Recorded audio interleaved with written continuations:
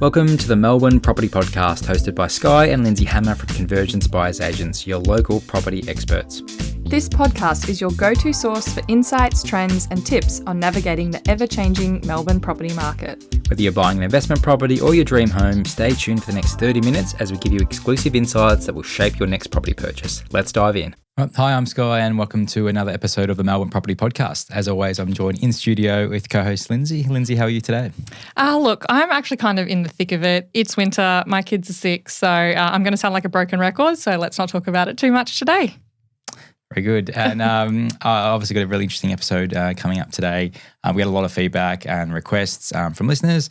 So what we've done today is actually brought in a special guest, which can hopefully answer a lot of those questions. Yeah, I'm really excited about today's episode, particularly for our interstate investors. So if you've been listening to the podcast, this is one you're definitely going to want to listen to in full. If you're new to the podcast and you only want to listen to one episode, make sure it's this one because this is going to be your complete guide to the minimum standards in Victoria. So very excited about what we have to come for this one. Now, before we jump into it, this episode of the Melbourne Property Podcast is proudly brought to you by Scale Lending. Whether you're a seasoned investor looking to scale your portfolio or a growing family buying your next home, the team at Scale Lending take the time to understand your strategy and structure your finance for long-term success. With access to over 40 lenders and a deep focus on property investment, they're not just ticking boxes, they're also unlocking doors. So if you're ready to take your next step, visit scalelending.com.au and submit an inquiry and someone from the team will get in contact with you. Okay, so as I mentioned earlier, we are joined in the studio today by someone who I've had the pleasure of working closely with. We have Jay Bloor from Equity Property Management. How are you today, Jay? Good, thanks, Lindsay. Thanks for having me, and I'm really looking forward to speaking about all things property management and minimum standards and whatever else you have for me to cover. Yeah, plenty of juicy questions ahead, so stay tuned. Now, Jay, I don't know if we mentioned this to you, but we always kick off our episodes with a bit of an icebreaker, talking about what we're loving in Melbourne right now. This is the Melbourne Property Podcast. So I'll go first, so I don't put you on the spot there. For me at the moment, I am really excited about going to the theatre this weekend. So I'm going to go see a musical. It's called the Kimberly Akimbo musical, and I wanted to see it when I was in New York, but I never got the opportunity. So I'm going this weekend. The only thing is I'm going with a friend who is an ex-New York Broadway performer. So hopefully it's up to scratch because I can say her standards are pretty high. I'll let you know how it goes though. What about you, Sky? What are you loving about Melbourne right now? So I'm decided I'm going to change this to what I think the Melbourne Demons Football Club are up to for the rest of the season because, again, I got sucked into going to the game Saturday night against Carlton. I thought we were on track for a win finally. But again, I've been let down for, I feel like, the 50th time this season. So almost wrapped up the season. I think our season's just about over now. But again, that'll be me again this week. And just to confirm, you went alone to a game? That's how confident you were about winning? I was actually a little excited. It was a Saturday night game. Melbourne don't get too many primetime games. First game without the kids this season as well. So I was looking forward to enjoying that. But again, disappointed as always, unfortunately. Now, what about you, Jay? What are you loving about Melbourne right now? Well, I'm going to follow on with Sky's lead. We are avid Hawthorn supporters. So it was a good game for us. We attend every home game and especially if it's at the MCG. So it's something we do as a family and we've got a strong push towards finals this year. So there's a few games left to hopefully keep us in the 8 and then put us in the 4. We'll see what happens. Oh. Well, I would say good luck, but I am apparently a Melbourne Demons fan as well. That's okay. That's all right. We won't hold that against you. Well, Jay, we might start by just getting to know you a little bit. Can you tell us how you got into property management? Okay, so if you missed the intro, my name's Jay Bloor. I'm the Director and Principal of Equity Property Management Victoria. My background is wonderfully diverse. I started in front-facing customer service for a good chunk of my earlier years. I then moved into residential retail and also into property sales. From there, I moved out into construction where I spent over 17 years working as site supervisor and then moving into project management, which also helps me in my current role as Director and Principal of Equity. Equity came about through a very dear friend of mine that I've known for, we stopped counting at 30 years, Nicole Hay. And Nicole actually has the office in Queensland. So Equity originally started in Queensland 7 years ago. And through lengthy conversations and through her support, gave me the opportunity to launch here in Melbourne, and henceforth it's Equity Property Management Victoria. We work side by side, so we have owners that cross over who have investment properties here in Victoria and here in Queensland. So we manage portfolios from both sides. With my mix of experience through front-facing customer service and then in the construction industry, it really helps move my business forward. Having been a tenant and a landlord over the journey, I've experienced both sides of the equation. And frankly, I saw a gap in the market for that human approach when it comes to tenants. I found myself as a tenant not being treated particularly well. So when we launched here in Victoria, I made that my focus. So my philosophy is really simple in my business. We can't have one without the other. Owners need tenants and tenants need owners, but tenants need to feel respected and have a responsive property manager, and that's what equity brings. So I recognise the real opportunity with having that hands-on approach, working within construction and taking all that knowledge, wrapping it into one package, and Equity Property Management Victoria was born.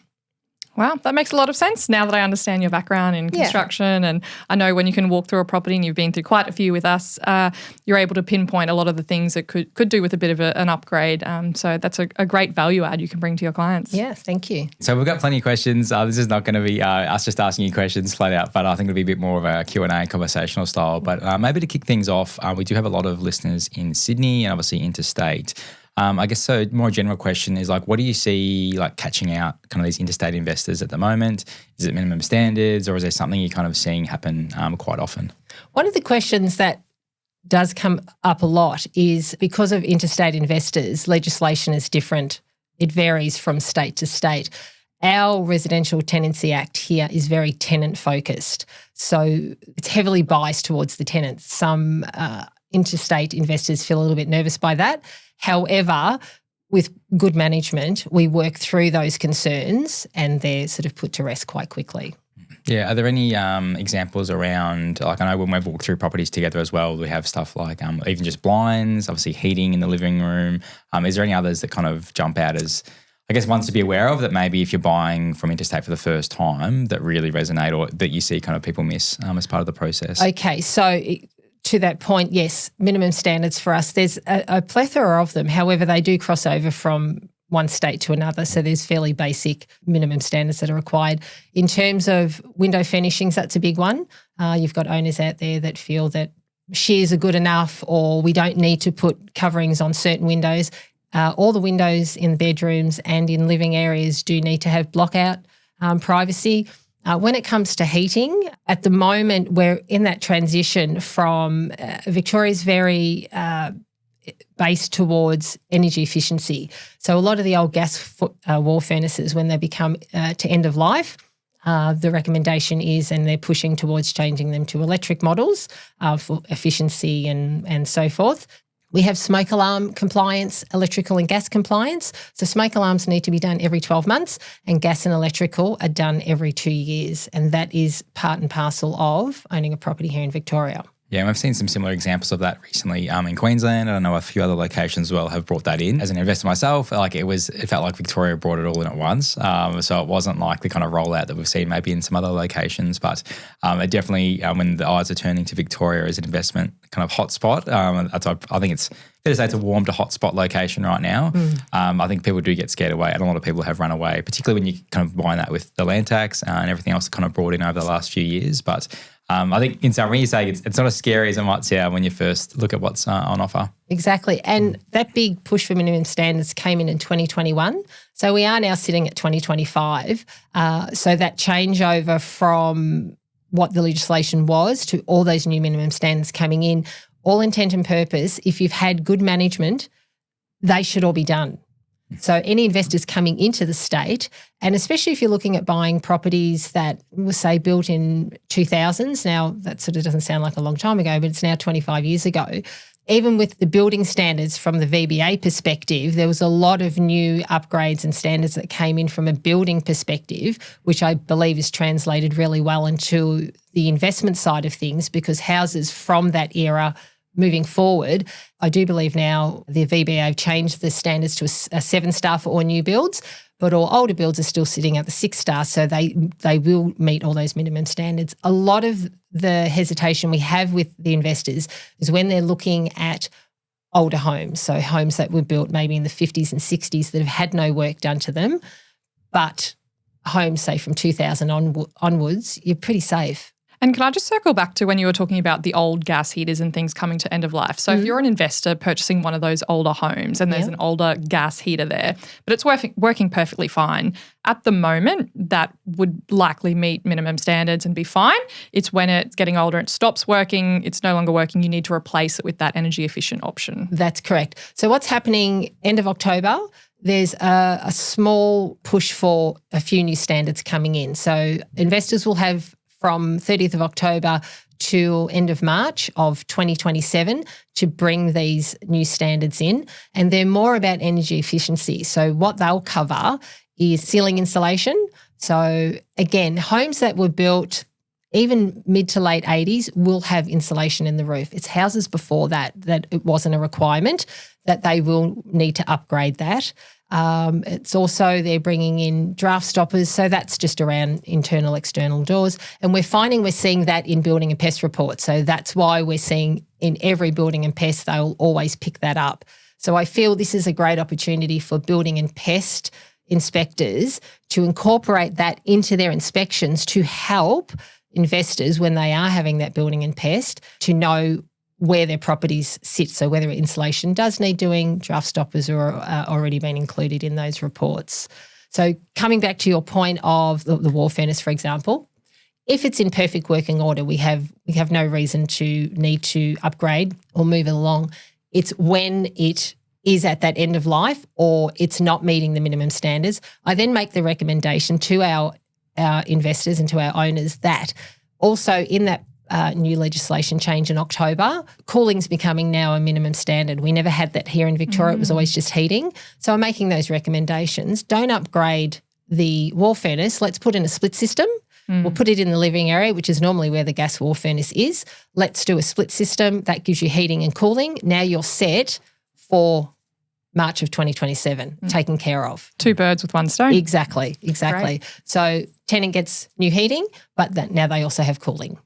So as I understand it, there are sort of 14 basic minimum standards in general. What does that look like for an investor? Okay, so again, when you state them all, it becomes quite daunting. So just as an overview, it's a functioning kitchen. It's a functioning bathroom. Vermin-proof rubbish bins, so that's just your wheelie bins. You must provide those. The window furnishings, heating. So they're just 5 basic, which every home has. Should have. Again, it speaks more to the older properties and older properties that have not been maintained. So with that push in 2021 and rolling that out over a couple of years, those older properties have had an opportunity to come up to those minimum standards. There's a couple of things that may have happened. One, the owner doesn't want to do those things. Or secondly, they haven't got a proactive property manager. At Equity, we're all about compliance from the get-go. So we need to ensure that your property is compliant for 2 main reasons. One, tenancy comfort. And secondly, if your property is not compliant, you're not insured. So with owners that don't want to bring their properties up to compliance, they may feel like they're saving money. However, if there's an incident in the home, whether it be a flood or a fire, and it's deemed their property hasn't met minimum standards, their insurance is not valid. Yeah, wow, that's a big one. So it's a big one. So even though we're saying to you, look, you've got to spend some money, we need to do these things in your home, we're here to safeguard your investment. We're not here to spend your money. We're here to spend it wisely, but safeguard your investment at the end of the day. The other thing I was going to mention in that as well, and we've been obviously through a few properties together now, Jay, as well, and there's no surprise I do like some of the, let's call them rough around the edge as well. Yeah, so they're good fun. Yeah, they are. They're good fun. Particularly if there's a way for us to go in, do a small renovation, generate equity that way, and then get our investors into the next property quicker. The one thing we are starting to see in the market though, which I haven't really seen in too many other locations, is that there are properties that exactly like you said, they may have had a not so good property manager and it's come around, let's call it maybe 5 to 10 years, they've done absolutely zero maintenance from what we can tell, and then it's come up to lease again, and now there's that opportunity because the owners are given a bill of 10, 20, up maybe even 30K to get it back up to minimum standards. And that's when they're saying, I don't want to spend that money, I just want to sell it off. So again, those opportunities from the buying side, we're definitely seeing that in the market now where we are buying these types of properties off market, having someone like Jay come in, be able to know exactly what we need to do, get the quotes that we need, and then kind of push ahead with that way, obviously factoring that into the price. It's just something to keep an eye out, particularly obviously not everyone listens to this podcast uses us as their buyer's advocate or buyer's agent, but those opportunities do exist out there. So just to keep that on everyone's radar if you are looking in the Melbourne market. I was going to ask what sort of trends you're seeing in the rental market. So in the bayside area and the southeastern suburbs, are you seeing long lines out the door? Is there a lot of supply at the moment? What's it looking like? Supply at the moment is low. We're only seeing it about 1.5% vacancy rates, which supply and demand is not there. So that does create strong demand. However, the other thing we're finding is it's affordability. And especially in the area that you're looking at placing your investors, it's placing it at that nice 520 to 580, maybe 650 mark. And that price point is hot. So that's where we get good interest. However, we will get 8, 10, 15 groups come through. I encourage every group to put an application in. Never judge a book by its cover. I don't know anybody's backstory or circumstances until they've actually submitted an application. What I'm seeing is out of, say, 10, 12 applications, there'll be 5 that are okay and 3 that are suitable. So it's affordability as well as stock that we're finding. And that's across not just in the Frankston LGA. We're seeing that in the other popular areas at the moment, which is Carrum Downs, Seaford, Langwarrin, and even parts of Somerville. So speaking about tenant selection and those that are coming through, only a handful are actually suitable. What is it that you're looking for when you're trying to recommend which tenants to go ahead with? Okay, so we have a very strict tenant policy and we're looking for good rental history straight away. Affordability, you must be able to afford the property. We're here to set our tenants up for success. So if they can't afford it, regardless what they say to us at the door, regardless, and I meet some beautiful people and some fabulous families, and the hardest part of my job is, again, I'll come back to the 3 applications. Only one can be selected. From there, I'm then having to disappoint 2 other, whether it be a couple, single families. So from that point of view, it comes down to ensuring affordability, that they can afford it, that their income can support it. They've got good rental history. Because from there, if we're not setting them up for success, they're behind the 8 ball before they start. And then what that then does is tenant attrition, which is not good for our owners. So on our first round of opens, if the applications aren't successful or aren't giving us what we need, we'll go back out there and do it again until we find the right tenant. It's really important that we do find the right tenant to match the home. It may be a home that's got a big garden. It might be a home that's too big for the applicants as well. So I look at from that perspective to make sure that they're going to be able to maintain the home. And if I've got a big 4-bedroom home with 3 living areas, and I really want to find that for a family, because it's harder for families to find homes than singles or couples. Yeah. Just to maybe run some numbers past people, because I know when we're looking for our investor clients, they're obviously looking at the moment, it's no surprise, Frankston, Carrum Downs and surrounds. What would you say like their average kind of rent is for like a 3 and 2 in Frankston at the moment? All original. So if we haven't done much work to it, it's been hopefully well maintained or maintained to a certain level. Anywhere between 520 to 580. If we happen to come across one and the owner's prepared to spend a little bit of money, maybe do a fresh repaint, some new window furnishings, a little upgrade. Now that might be something in the kitchen, could be new tapware.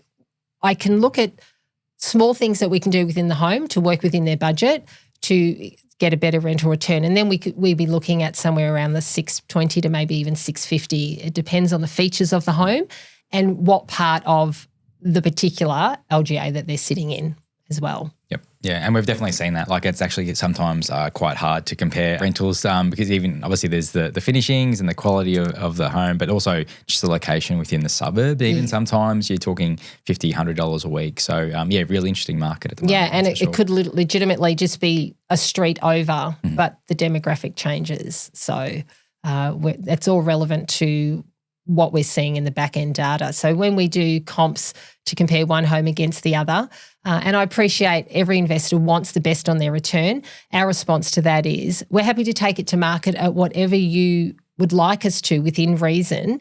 We're upfront and we're honest. We never promise anything unreasonable, but we're happy to give it a try. So we go out, we'll hit 3 opens hard, see what we get, see what comes in over the door, see what the back end data tells us, and then we can go back to our own and say, look, we haven't got a lot of interest, and here's why. There's 3 other properties, 3, 2 and 2. However, let's be realistic. Let's have a look at yours. Let's have a look at theirs. And this is the reason why this is happening. A small price adjustment and properties leased.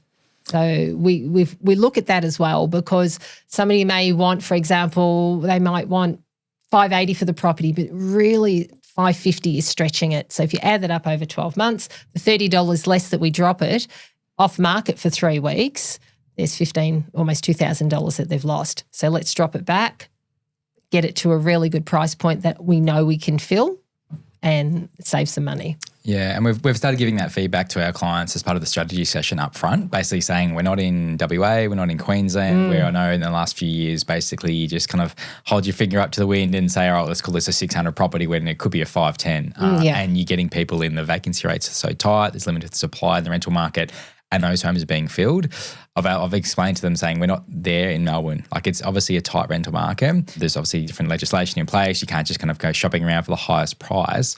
But the other thing I like, and you've kind of touched on this already, is that when it comes to bringing that rent down to what we think fair market is, you're also getting more applicants, right? So again, let's say you're going for that top dollar, you might only get 1 or 2 applicants, neither being probably an ideal tenant in a lot of circumstances, whereas at least if you kind of do come down a little bit, more tenants, more choice, and hopefully a good, nice long-term tenant in place. Exactly. So I had a situation at a property going back a few months ago, and when I originally met up with the owner for the appraisal, I always ask the owner, what do you need? What is it that you need to sustain your mortgage and all the outgoings versus what the property is actually worth? So we work on those 2 figures.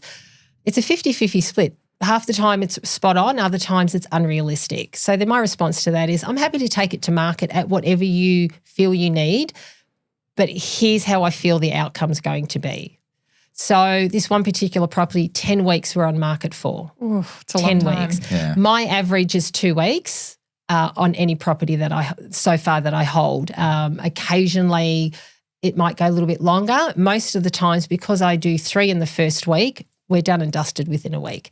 So this was 10 weeks, and we kept bringing it down slightly till we got to that sweet spot, which was the original number that the property should have gone out at. So this particular owner ended up losing in excess of $6,000 in lost rent over that 6 weeks, as opposed to bringing it to where it should have really been in the first place and leasing it within 2 weeks. Because the minute we brought it back down to what the market was telling us, it was gone. Yeah. So, but some lessons are a little bit hard to learn. I mean, it's a $6,000 lesson, but you maybe for the next property you'd maybe listen to someone that's in your corner. And I'll show up at every open and I will market it as strongly as possibly as we can. But unfortunately, it's the public that tell us where we're placed. It's as simple as that. Yeah. So we don't make the numbers up. We don't just pull a magic number out from somewhere and go, well, we think it's worth this.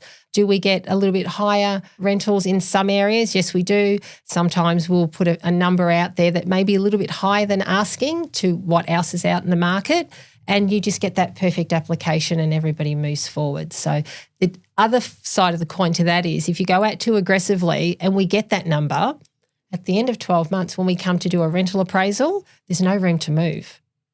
So we then stay where we are. But your owner's saying, but rent should go up.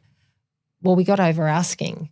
Mm-hmm. We need to justify and show just cause as to why we're lifting rent in comparison to other properties in the area. So that's something to be mindful of as well. Mm-hmm. Just on that, Jay, in terms of when you list a property a certain price and you have multiple applications come in, correct me if I'm wrong, is it changing soon with the laws around that in terms of if someone offers a price that's higher, that's no longer going to be able to happen? That is correct, absolutely. Yeah. So that's one that's coming in October as well, that they're taking that off the table.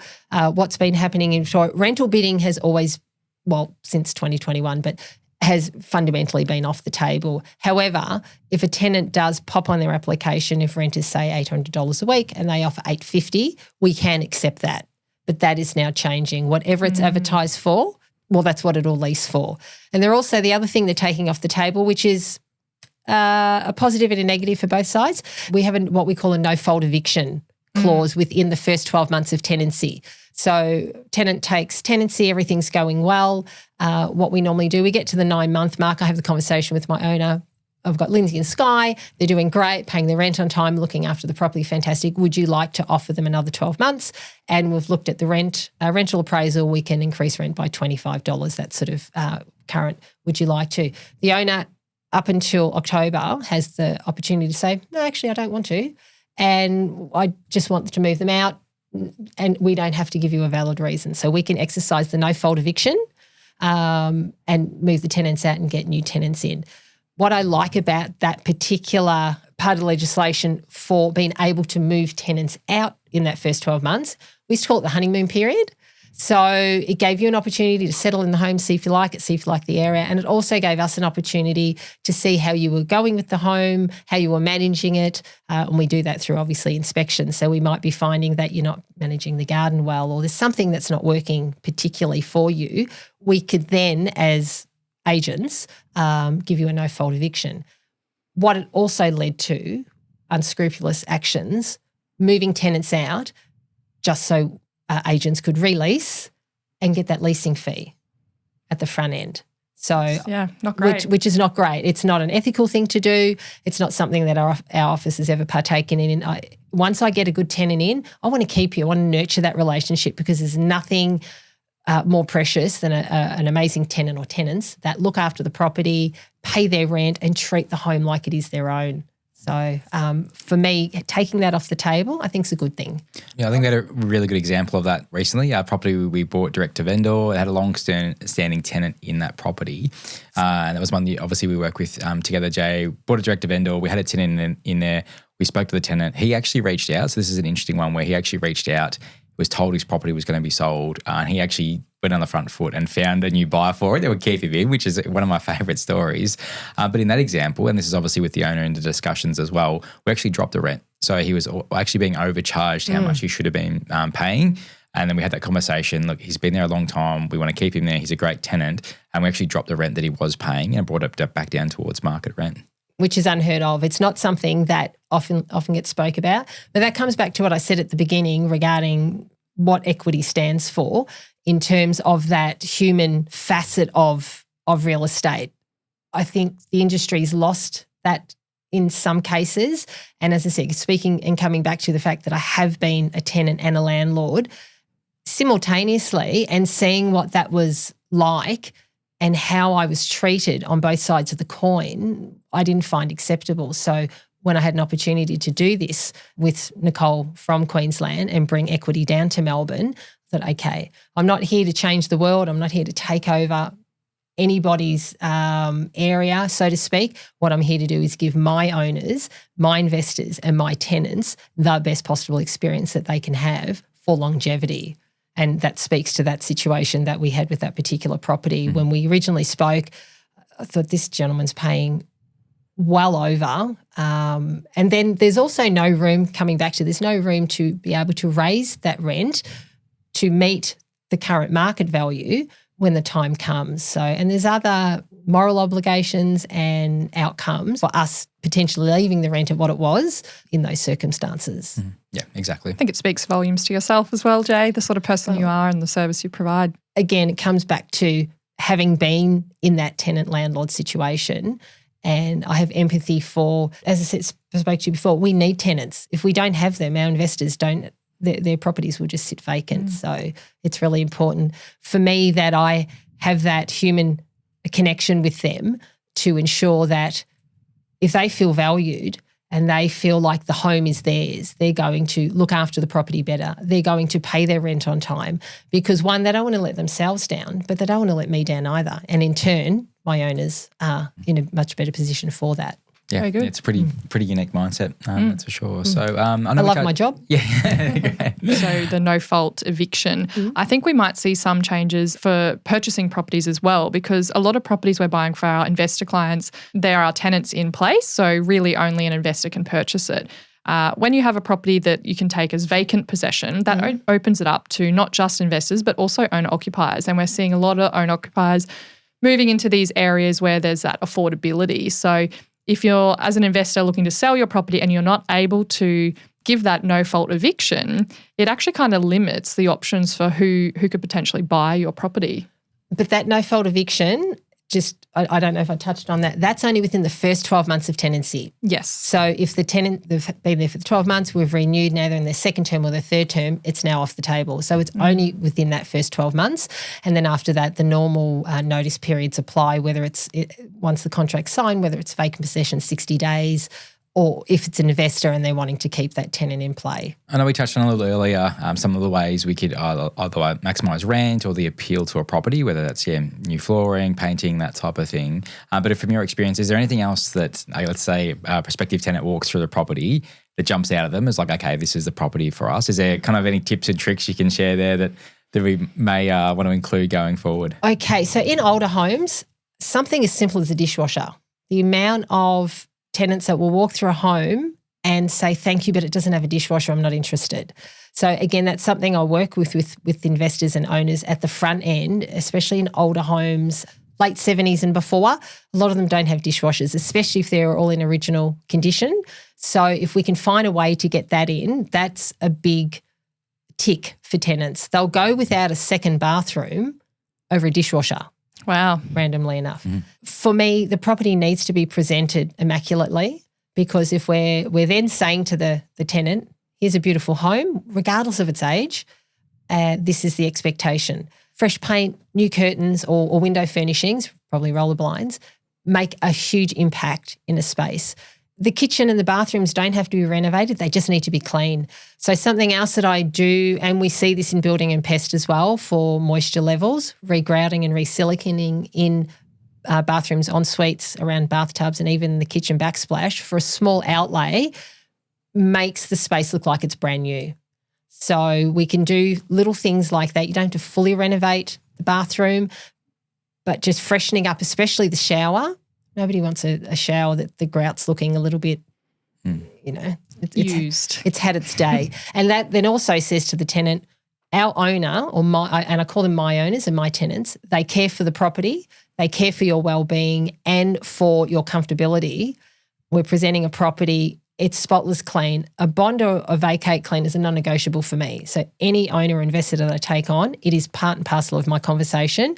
That'll do is not an acceptable standard, because your standard of that'll do to a tenant, and that's how we get properties that start off well and end up like some of the ones that we've walked through together because of owner, agent, and therefore tenant neglect as well. Yeah, it kind of works in tandem. It's not just one party kind of letting it down. And I think when maybe one party drops the ball, then I guess the others do as well, which obviously leads to some of the issues we might have seen recently. And interesting to note, I have refused owners to take them on. I've gone to do an appraisal at their property and I've had a look around. It's not the age of the property. It's not the style of the property. It's the questions that I've asked, and the attitude is, well, the tenants are there just to pay my rent. That's all I want them to do. I'm not prepared to invest any more than buying the property, having it there for them to live in. This is where we end up in situations of properties that we've walked through. So I say thank you very much. I'm not the agent for you. You will find an agent out there that will represent you, absolutely, but I'm not that agent. Whether you're dealing with us here in Victoria or in Queensland, that is our standard, and we won't slip below that. So if you want good representation, you want somebody that's going to look after your investment. From my point of view, again, an investor's coming into our state, I welcome them. Please, you're providing a home for a beautiful Melbourne family. And for me, that is what lights me up and gets me out of bed in the morning. The fact that I can now find a home for a family that's in need, that either doesn't have one or, unfortunately, our Melbourne investors are selling, and that's what I'm getting a lot that are coming over the door. I ask them, what's your reason for looking for a home today? Our owners are selling. It's such a common theme. So I welcome the Sydney market coming into our beautiful state and buying homes to be able to put these families back in houses. We've spoken a little bit just when we've done walkthroughs with you and that before about granny flats, and when potentially it's an owner-occupier and they have a garage or something they've converted to a studio. Mm-hmm. For interstate investors, often they look at that and not understanding the legislation here in Victoria, they say, oh, there's another area I can rent out separately. We've spoken about this before. Like, what does that look like? Is that actually something that investors can do? And if they can, what does it need to be able to meet those requirements? If the granny flat has been constructed and meets the building requirements, absolutely. So in Victoria, we have what we call a second small dwelling that owners can put in their backyard to a certain size, but they're built to code. And they meet all the minimum housing standards that the VBA set, but they also then tick the boxes for the Residential Tenancy Act standards, minimum standards as well. So yes, that you can certainly. However, it depends on where it's placed in the yard. Do they have their own driveway? Do they have their own access? So you can't have it out in your backyard where a tenant needs to walk past the front door through the backyard of the main home and to get to their property. So it needs to be fenced off almost like a dual OC. So for interstate investors that do see that, you need to ask questions. Now, having said that, again, you will get an agent that will absolutely lease that out for you. It comes back to we're about compliance. It doesn't meet compliance. Because the other thing to think of, if you put a tenant in a property that's not compliant and something happens and it doesn't end well, it's manslaughter. So for us, the short answer is no. Mm-hmm. Now, if we'll rent the main house, what the tenant does with that other, whether they use it as a studio for yoga or painting or an office, that's for them. However, when we do go over to do inspections, if we can see that somebody's residing in it, then there's a conversation that will be had around that. Does it have to be separately metered in terms of electricity and your utilities? If it's not separately metered, then the owner will then be liable for all the outgoings. Right. So in a standalone house, gas, electricity, phone, internet and all whatnot are all separately metered. The tenants pay for all of that. If you've got two dwellings on the one plot of land and they're not separately metered, it all goes back to the owner. So that's the other thing to consider. You're now carrying the utilities for both properties. So in that respect, it would be that is a bonus space. To compensate for that, you would then say take the cooking facilities out and then it just becomes like a bungalow.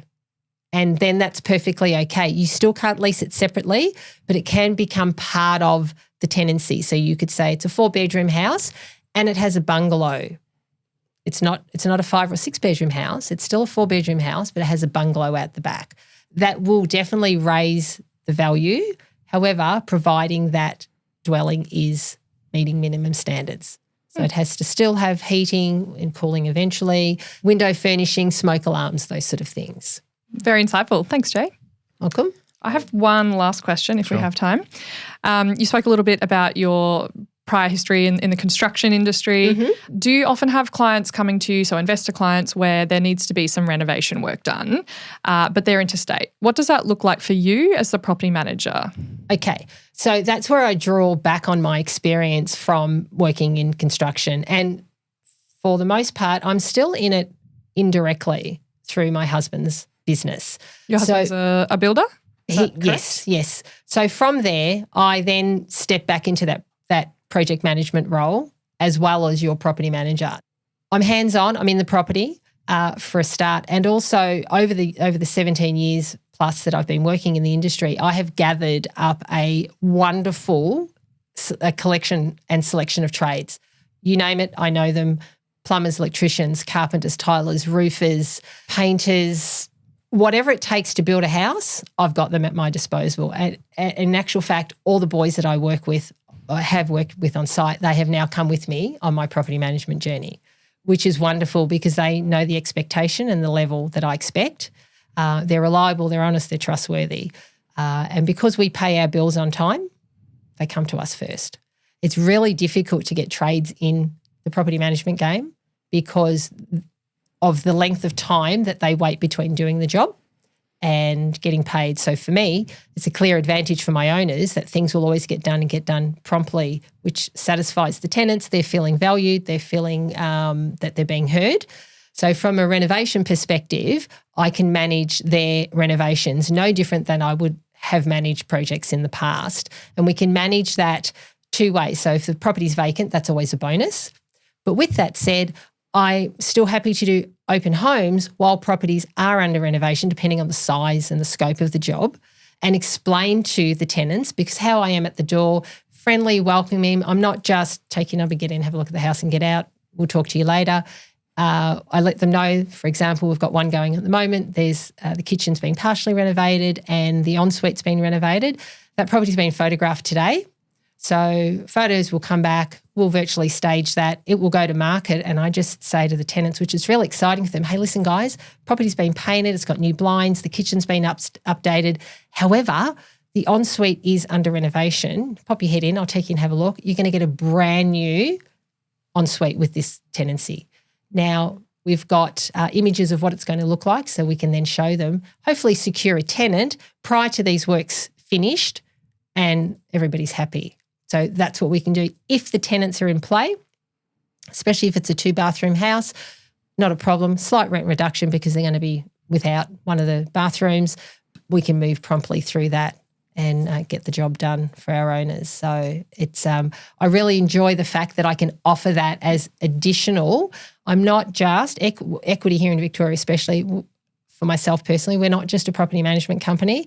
We're quite diverse and offer a really broad spectrum of services all under the one roof. We're not connected. So the trades aren't on my books. They're all separate contractors. However, I've got that longevity with them and I've built that trust over the years that they want to come and work for me in the property management realm, which is super helpful. Such a unique value add as well for a property manager, and it's almost like yourself and your husband's business are the dream team. Well, we are looking at moving equity forward and expanding out to give a full service from that perspective. But the advantage that I have is the fact of my many years front-facing customer service. So I feel I'm good with people. Yeah, it shows. The other side of that is because I have that really broad construction background and working with you guys, walking through, I'm not just looking at properties for what they're going to lease for. I'm giving honest feedback to help your owners and to help other investors out there that may be listening today of the real costs of buying a particular property over another one and what they can expect, because buying the property is one thing, getting it tenant ready can be a completely different conversation. So I think it's really important that that's spoken about up front. And also because of my background in construction, I've got numbers right there so I can say, okay, you're looking at X amount for your kitchen, this for flooring, this for so on and so forth. There's sliding scale there. But it gives the owners or investors to be that real world right there, what the outlay could potentially be. And then we can start scaling back, because at the end of the day, going back to what I was saying before, I will pass on a property to manage if the level, and I'm not asking for brand new homes. I'm happy. I've got homes that I've actually got one on my books it's 100 years old in Caulfield. Wow. All the way up to brand new builds. And even brand new builds have teething problems. So from that point of view, with having that vast knowledge across the board, it has integrated beautifully. And I don't charge any extra for my project management services. It's all part and parcel of what I do. You will have agents out there that will charge to manage the projects. I do it as part and parcel of your management fee, I guess, simply because it enables me to get into the property and do what I need to do with the team to get it done as promptly as possible and get it to market as quickly as I can. So everybody benefits. Sure do.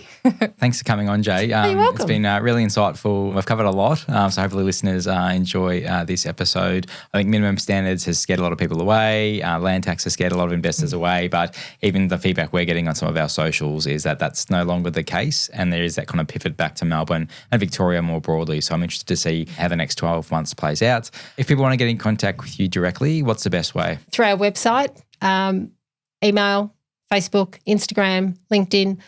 I'm happy to go old school. Give me a call and let's have a chat. We can do a Zoom meeting if that's suitable, if you're comfortable with that. And I'm always happy to come out to each individual property and have a conversation while we walk around and get a feel for the place. So plenty of portals of communication and I'm on them and open to any of them. Perfect. We'll make sure we put those in the show notes, some links to the socials and the website if people want to get in touch. So appreciate that. And when you do get in contact, if you've found me through the podcast, please let me know. There'll be a little special bonus in there for you as well, which I won't air here, but I'd love to hear from you to give you that opportunity to see what I can do for you. Perfect. Sounds good. Nice little teaser. You're very welcome. Thank you so much for your time, Jay. I know you're a very busy lady, so appreciate it. Very welcome. Thanks for having me. That's a wrap for this episode of the Melbourne Property Podcast. Just a reminder that this information is general in nature and should not be considered financial advice. If you'd like to discuss your personal situation, book a discovery call with the team at Convergence Buyers Agents. Our link is in the show notes. If you learned something from this podcast, hit subscribe and never miss your fortnightly dose of Melbourne property insights. Catch you next time, and happy house hunting.